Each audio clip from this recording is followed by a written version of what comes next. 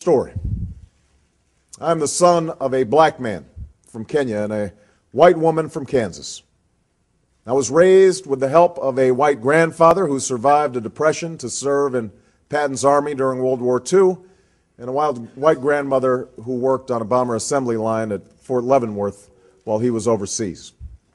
I've gone to some of the best schools in America, and I've lived in one of the world's poorest nations.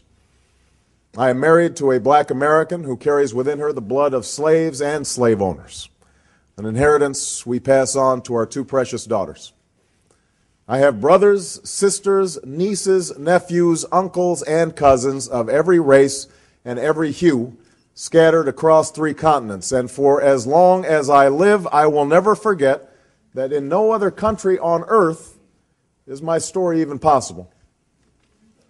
It's a story that hasn't made me the most conventional of candidates, but it is a story that has seared into my genetic makeup the idea that this nation is more than the sum of its parts, that out of many we are truly one.